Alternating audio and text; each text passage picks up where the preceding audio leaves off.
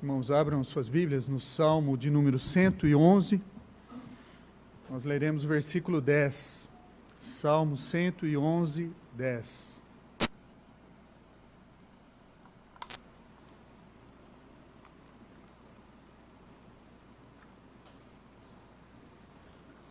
palavra de Deus diz assim: o temor do Senhor é o princípio da sabedoria. Revelam prudência todos os que praticam. O seu louvor permanece para sempre. O temor do Senhor é o princípio da sabedoria. Revelam prudência todos os que praticam.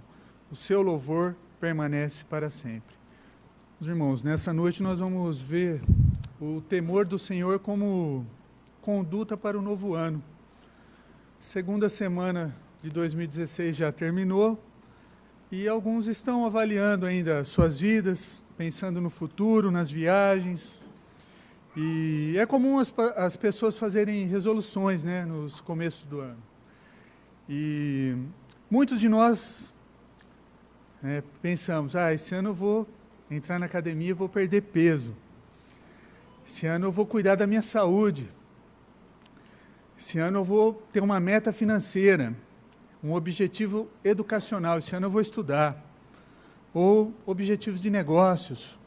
Essas são coisas boas para se fazer. Porque nos ajudam a tornar-se intencional o quê? A nossa vida. Tornar intencional o nosso desejo de crescer. Ou reduzir, né? Em alguns casos. No caso do peso, de reduzir o peso, né? E nós vamos nos concentrar nessa noite no Salmo 111, versículo 10. É um refrão familiar do Antigo Testamento. E nessas palavras o salmista ele dá o quê? Dá um ponto de partida. Não só para os nossos objetivos, mas também a nossa vida. O salmista escreve: o temor do Senhor é o princípio da sabedoria. Revelam prudência todos os que praticam. O seu louvor permanece para sempre. Dizem-nos que o temor do Senhor é o lugar onde a sabedoria começa. Em outras palavras, se você quiser fazer boas escolhas no ano de 2016, se você tem um desejo de encontrar a vontade de Deus para a sua vida nesse ano, e se você quer andar no caminho do Senhor, o caminho a começar é temer ao Senhor. Quando nós pensamos em temer, nós imediatamente imaginamos uma cena negativa, medo. Nós não deveríamos pensar assim. Escute o que a Bíblia diz sobre o temor do Senhor. Em Provérbios 10, 27, diz assim: o temor do Senhor prolonga os dias da vida, mas os anos dos perversos serão abreviados. Isso é, temendo ao Senhor nos ajudará a viver por mais tempo. Provérbios 14, 27 ainda diz: o temor do Senhor é fonte de vida, para evitar os laços da morte. Temendo ao Senhor nos ajudará o quê? Evitar escolhas erradas, escolhas estúpidas. Ainda em Provérbios, o temor do Senhor conduz à vida. Aquele que o tem ficará satisfeito e mal nenhum o visitará. Isso é, temendo ao Senhor, nós estaremos contentes. Viveremos um contentamento, em vez da necessidade insaciável por coisas ou por mais. Temer a Deus pode parecer confuso, porque nós temos a pensar em algo sinistro, medo, emoções insalubres. Portanto, como esse mal pode ser evitado? A Bíblia nos diz que o temor do Senhor ele é limpo, saudável, salubre. Ele fornece o quê? Fibra para a nossa dieta espiritual. E segue afastando o quê? Cada vez mais o medo, a fobia que nós temos de outras coisas, aquilo que nos paralisa. O medo de problemas de saúde, desemprego, envelhecimento, pobreza, solidão. O temor do Senhor nos ajuda a afastar esses maus, esses medos que cercam os seres humanos. E à medida que nós aprendemos a temer ao Senhor, por causa da sua grandeza, nós descobrimos o quê? Que todos os outros medos, eles são engolidos. Tamanha a grandeza do nosso Deus. Então, o que significa temer ao Senhor? O que é isso? Temer ao Senhor significa o quê? Ver Deus grandemente e claramente. Há um equívoco comum, né? As pessoas que temiam a Deus no Antigo Testamento e amavam no Novo Testamento. Na verdade, quando nós realmente amamos a Deus, devemos também temer a Deus. E esse medo não é um terror que Deus vai nos derrubar. É o temor que vem o quê? De reconhecer tamanha a grandeza desse Deus. Alguma vez você já teve a oportunidade de estar na presença de uma celebridade, de alguém que você considera grande? Talvez fosse um atleta, uma estrela, um executivo, um orador famoso, um autor famoso. Se você passou por uma situação como essa e sentiu, né, aquele medo, será que eu vou lá e falo com aquela pessoa? Não, vou ficar aqui quietinho, vou ficar no meu canto, não vou me mexer não. Estou com medo de falar com essa pessoa. Por que você tem medo? Você está com medo porque você se sente o quê? Humilhado, indigno da presença daquela pessoa. Você acha que aquela pessoa, ela é mais do que você. Mesmo que são apenas seres humanos como nós. Esse é o tipo de medo que nós devemos ter quando compreender corretamente quem é Deus. Esse é o temor. Esse temor de alguém no qual nós somos indignos de estar na presença dEle. Quando começamos a compreender sua grandeza, seu poder, sua misericórdia, graça e amor, nós também reconhecemos o quê? A nossa própria indignidade. Seremos mais conscientes da nossa pecaminosidade e seremos humilhados. É por isso que a Bíblia nos diz para aquietai-vos e sabei que eu sou Deus. No Salmo 46. A sociedade moderna perdeu muito desse sentimento. Sociedade pós-moderna, né, como nós podemos chamar. O sentimento de temor ao Senhor.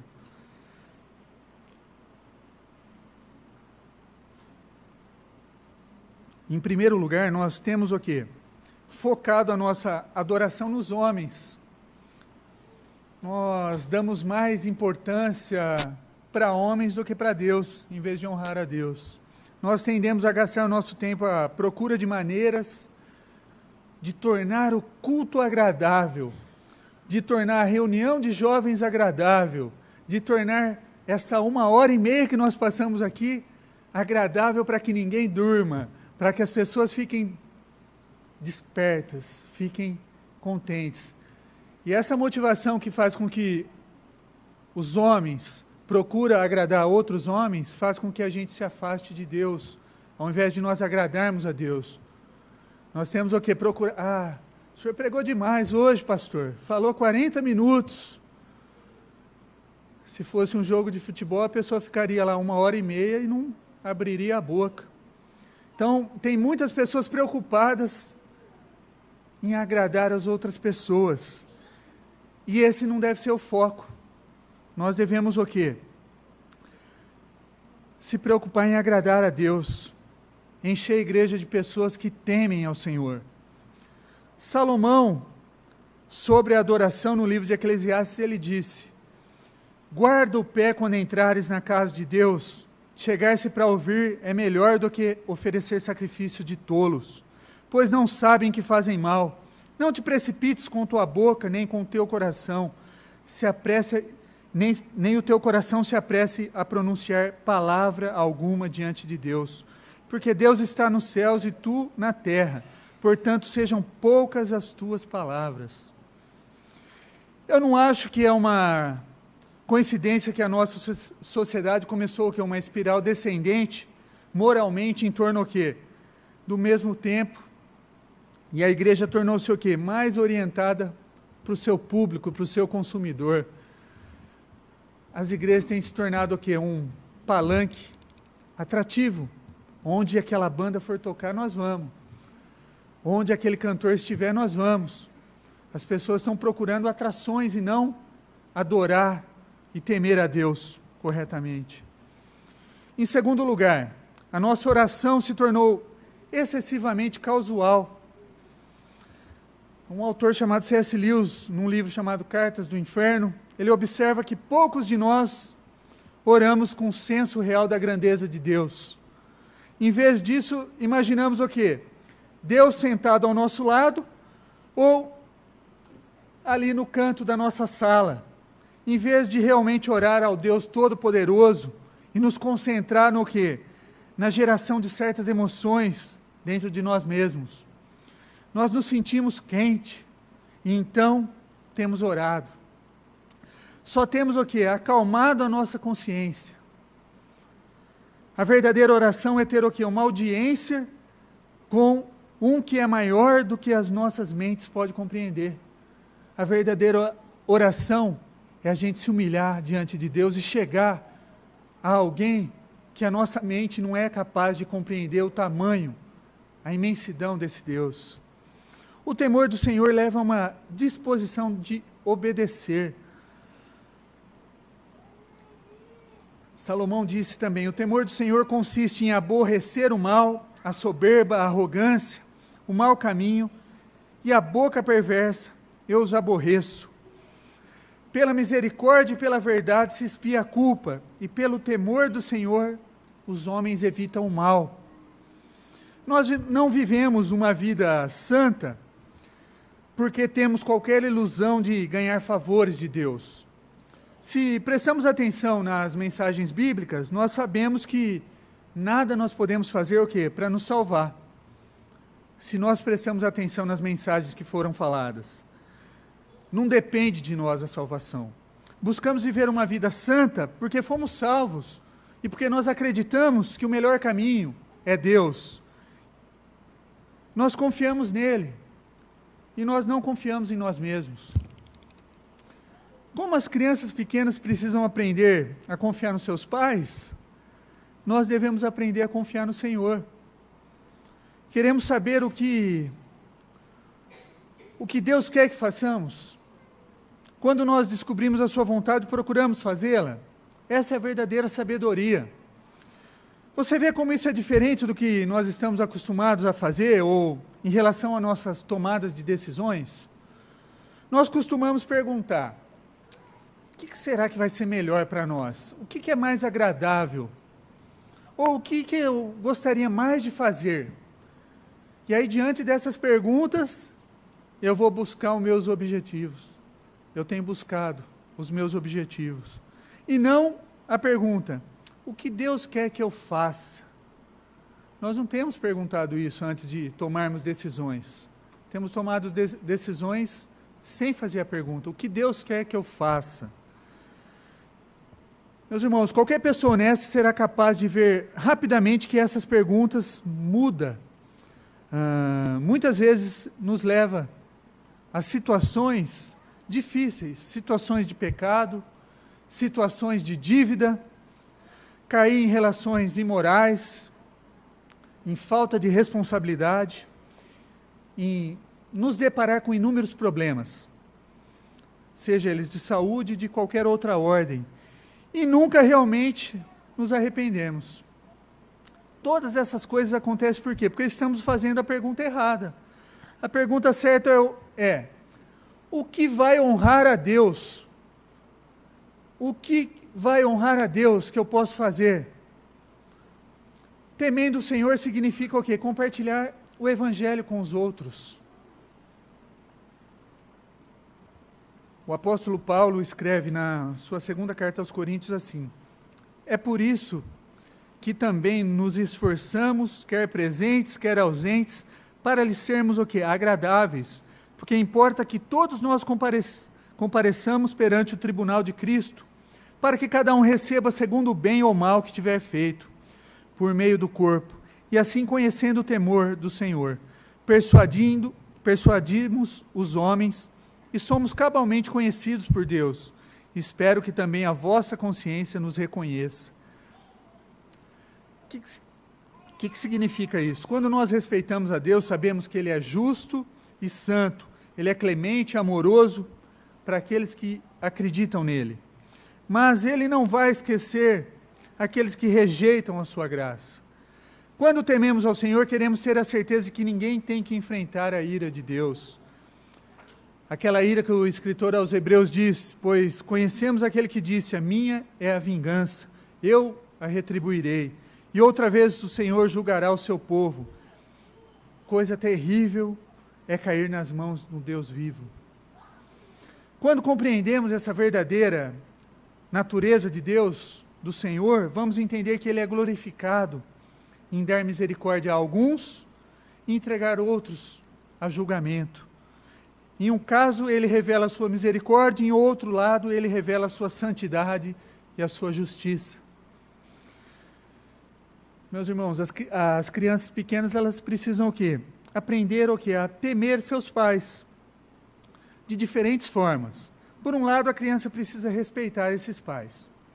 Eles precisam entender que as suas referências são limitadas diante de seus pais. Eu posso chegar até aqui, a partir daqui eu preciso pedir para o meu pai e para a minha mãe. As crianças precisam aprender isso. E com a perspectiva de que os pais têm uma sabedoria superior. E a criança precisa também temer o poder do pai. O pai tem poder de dar ou tirar privilégios daquela criança. E para uma criança crescer e amadurecer, elas devem o quê? Em um certo sentido, temer o quê? O julgamento do seu pai. E a maioria das crianças são motivadas por um desejo de agradar seus pais. Elas têm aquela motivação, olha pai, fiz isso. Esperando uma palavra de carinho de volta. Elas têm esse desejo de agradar os seus pais, de fazer seus pais orgulhosos. E a maioria das crianças tem esse desejo. Da mesma forma, deve haver o quê? Um pouco de terror saudável no julgamento do Senhor. Se entendemos que Deus pode determinar o destino das pessoas, que estão, de todos os seres vivos, se nós compreendemos isso, então nós vamos certamente ser motivados o quê? Compartilhar as boas novas do Evangelho com quem? Com os nossos amigos, com os nossos familiares, com os nossos parentes, porque nós entendemos o quê? As consequências que eles terão se eles estiverem fora do Evangelho, fora de Cristo. Temer ao Senhor, meus irmãos, é compreender o tamanho do nosso Deus e passar a compartilhar também o Evangelho. O que nós temos tentado fazer nessa noite é obter o quê? Uma compreensão do que significa temer a Deus. Temer ao Senhor vem, como nós compreendemos a grandeza do Senhor, resulta em um desejo de honrar o Senhor com o nosso comportamento e resulta um desejo de o quê? Persuadir homens a temerem ao Senhor. Primeiro nós temos o quê? De estudar a natureza e o caráter de Deus. A melhor maneira de fazer isso é lendo a Bíblia. Precisamos ouvir o que Deus diz sobre Ele. Devemos lembrar que Deus não é feito à nossa imagem. Nós somos feitos à imagem e semelhança de Deus. Nós lemos a Bíblia para informar e instruir a nossa visão de Deus. Uma vez que nós entendemos a grandeza de Deus, que devemos deixar que o impacto dessa grandeza nos influencie, o jeito que adoramos, a forma que oramos, nós precisamos ter tempo para preparar o que? O nosso coração. Silêncio e reverência. Devemos lembrar que a adoração, principalmente sobre honrar a Deus, não se trata o quê? De apelar aos homens. Em segundo lugar, devemos nos submeter à palavra de Deus. Obviamente, isso requer o quê? Começar a ler a palavra de Deus e se submeter a ela. Submeter a palavra de Deus é mais do que ter o quê? Um tempo de silêncio, um tempo diário, que é uma coisa boa. Mas submeter a palavra de Deus é quando nós permitimos que a palavra de Deus nos ensine, nos corrija, nos oriente como nós vivemos. Fazemos isso porque acreditamos que a palavra de Deus é o quê? É como o conselho de um pai. Podemos não entender no começo o que o pai está querendo nos dizer ou nos ensinar, mas nós confiamos nos nossos pais, nos julgamentos deles.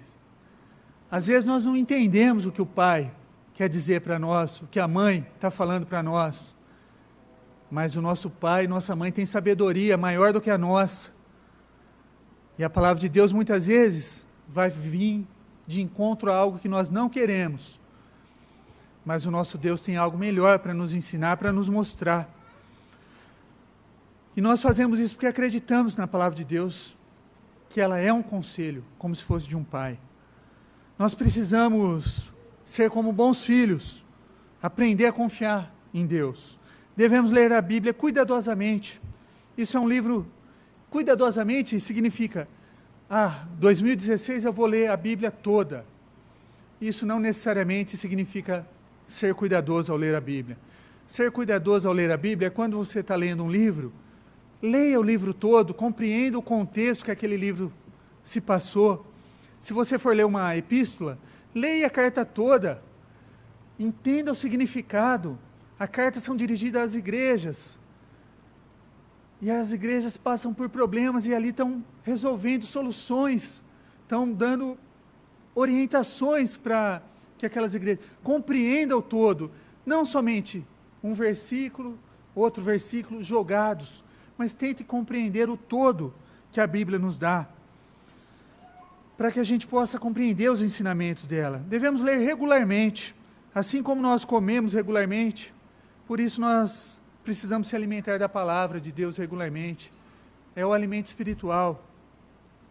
Devemos sempre estar prontos para alterar a nossa compreensão e o nosso comportamento com base o quê? Na palavra de Deus. Um convite que eu faço para vocês, meus irmãos, esse ano, eu convido vocês a lerem a Bíblia. Leiam a Bíblia esse ano. Comece com o Evangelho. Comece com as cartas paulinas, com um livro de Romanos, com a carta de Paulo aos Romanos, que é um compêndio teológico. Eu quero deixar claro para vocês que não é a quantidade que é importante, é a atenção ao que você leu que é importante. Convido você a compartilhar o Evangelho com os outros, leve a sério a realidade do julgamento de Deus. Deus é respeito, justiça, santo. Quando deixamos de compartilhar nossa fé, mostramos que ou não acreditamos na Bíblia, ou nós não realmente amamos nossos amigos e nossos queridos. Eu sei que muitos são intimidados muitas vezes em compartilhar sua fé, principalmente dentro de casa com os familiares. Mas você pode compartilhar sua fé de muitas maneiras. Não necessariamente chamar alguém, senta aqui que eu vou falar para vocês de Jesus Cristo. Não necessariamente precisa ser assim. Mas você pode dar um testemunho pessoal com a sua vida. Compartilhar uma apresentação do Evangelho da Bíblia, ou de uma porção do Evangelho. Ao introduzir as pessoas à nossa igreja, você está compartilhando da sua fé. Mostrar o site da nossa igreja, as pregações que tem no YouTube. Ao dar a alguém um livro cristão, ao explicar para ele o Evangelho. São várias as maneiras de evangelizarmos, meus irmãos. Você pode também esforçar-se para viver de forma consistente diante de seus familiares, de seus amigos, viver uma vida moral correta. Ao orar fervorosamente para que o Espírito de Deus traga uma pessoa a fé e a compreensão. Nem toda forma de evangelismo funciona, meus irmãos. O que é importante não é a forma de você evangelizar, ou de você se envolver em testemunhar. O que importa é que você trabalhe ativamente para apresentar Cristo para aqueles que não conhecem, para apresentar a Deus e trazer pessoas para o seu caminho. Eu acho que essa é uma boa conduta e uma boa resolução para o ano de 2016. E se em 2016 nós vamos fazer vários objetivos, fizemos várias resoluções, vamos sinceramente temer ao Senhor também. Vamos não só viver 2016 com mais paz e confiança, mas vamos fazer o quê? Com uma sabedoria que vem do Senhor. Que Deus nos abençoe, meus irmãos.